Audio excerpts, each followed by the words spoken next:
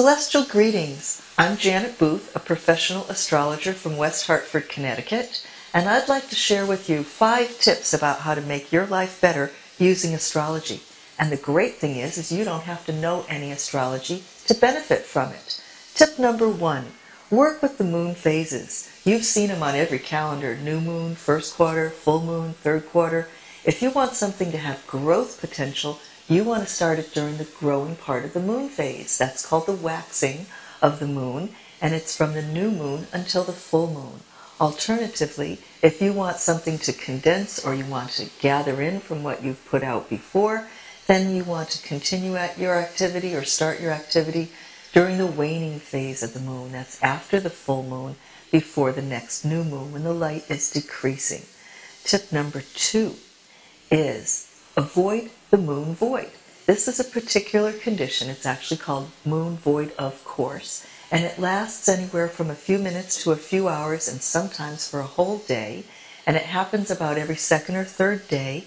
It's when the moon is reaching the end of a moon sign and it doesn't have any more business in the sign that it's in until it changes to the next sign, then new marching orders. So you need an astrological calendar to find that out, but if you try not to start anything major during the moon void, you won't have it falling flat on its face. Continue what you've, had ongoing already, no problem. And the other 3 tips all fall under the category of some days really are better than others. Number 1, I rate all the days 1 through 5 in the astrological calendar that I prepare every year called Janet's Planet Celestial Planner. And you don't need to know astrology to see a number of the day rating is either a 1, 2, 3, 4, or 5.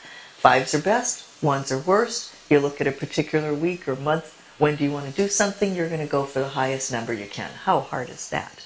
Number 2, some days are better suited for certain activities than others. I also outline this with a best and worst list for different activities, or in this case you can check what a planet is in charge of and when does that planet get activated.